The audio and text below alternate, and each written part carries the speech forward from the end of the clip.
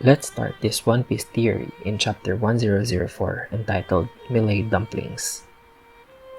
At the end of this chapter, Bao Huang mentioned that there is someone who is trying to save the 9 red Scabbards. We see the injured and unconscious samurai and a small secret figure, either shedding tears or sweat. Oden in One Piece chapter 1007. In chapter 1007 League, we see Oden is alive and well, and the Scabbards were shocked at the sight of their leader. Let's try to find out if this is really Oden, or someone else is pretending to be Oden. Who might this person be, and if the silhouette is the same person? The community is trying to guess who this person is, but let me present my case. The two swords of Oden in One Piece chapter 1007.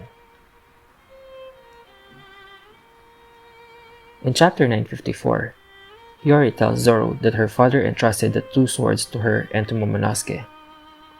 The swords are Ame no Habakiri and Enma, and were kept by Tengoyama Hitetsu. Hiyori gave Zoro Enma, and Momonosuke asked Tengu to keep it as he was not yet ready to wield his father's sword. If you look closely at the guard, or chuba of these two swords, they are shaped like a clover. However, Oden's sword on the leaked photo are round-shaped.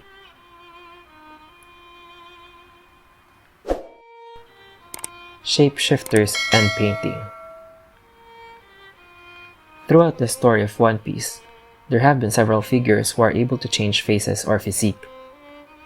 This includes Kurozumi Higurashi, Bon Clay, Catarina Devon, and Onimaru, or Gyukimaru. We also have Kanjuro, who is able to draw in precision figures using his Ink Devil Fruit ability. The original builder of the Mani Mani no Mi is Kurozumi Higurashi, but was later killed by Kaido.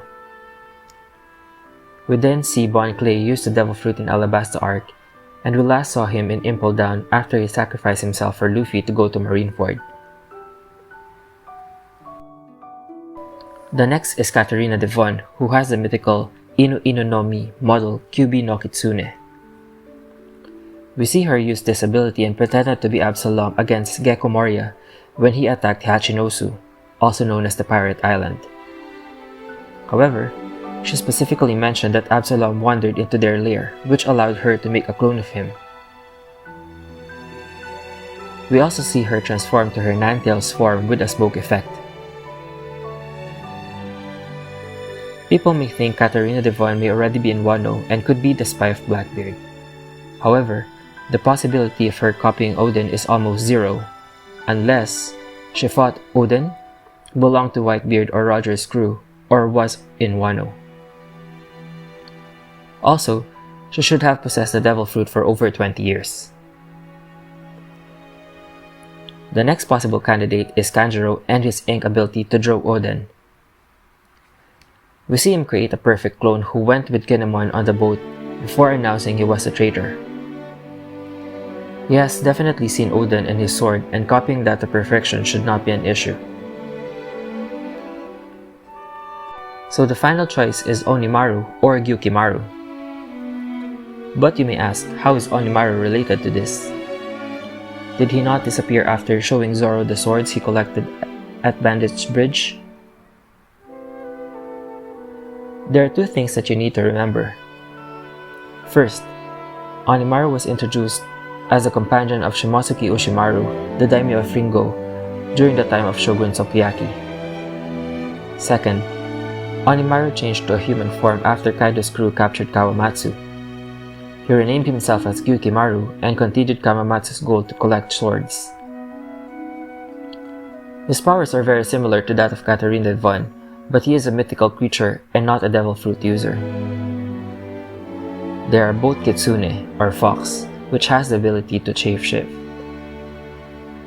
As mentioned, Onimaru may have likely seen Oden as he was a companion of Ushimaru.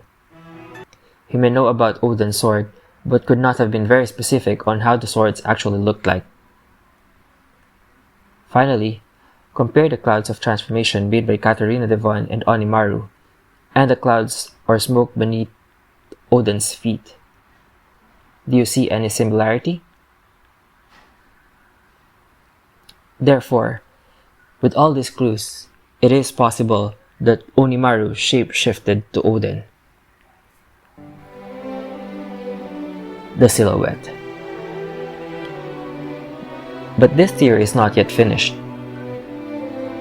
I believe that the person in silhouette in chapter 1004 is not Onimaru, but another person. And we have already seen this person in the past. After Oden returned, the Scabbards narrated the incidents in Wano during his absence. Upon learning on what happened to Toki, take a look at his reaction. Does this look familiar? It is indeed similar to chapter 1004. You think this does not tell us who the person might be? What if I tell you that the silhouette could possibly be Toki? Take a look at these two silhouettes. But you may doubt it could also be Hiyori. Now, check the changes of Toki's dress in Wano. This panel shows the last dress of Toki when Oden was executed, and she was seen protecting her children in Curry Castle.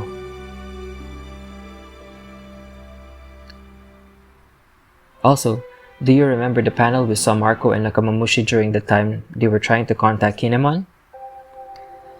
Many thought that this was Izo, but the pattern of the dress, or kimono, was the same as Toki's, and Izo was wearing a different kimono, or yukata. And finally, you may ask, how is it possible that Toki is inside Onigashima? Didn't Marco fly with Nakamamushi and Izo? Take a look at the ship that Marco rode. And now, look at the fallen ship after Onigashima floated in the sky. It looks very similar, and this could be the way how Toki entered Onigashima, and now we see her caring for the Scabbards. Lastly, she may show her scar to the Scabbards to prove herself to them. Final thoughts. We see the silhouette and determine the possibility that Toki may have jumped into the future in a different timeline. It could be because she was injured when she protected her children and gave the prophecy. I also think she was the one who left the journal in the river, which Yamato eventually found. The question now is, what role will Onimaru play in the story? Is this the start of the connection between Zoro and Shimotsuki Ushimaru? I hope you like my theory. Let's wait for the big reveal and look into the future.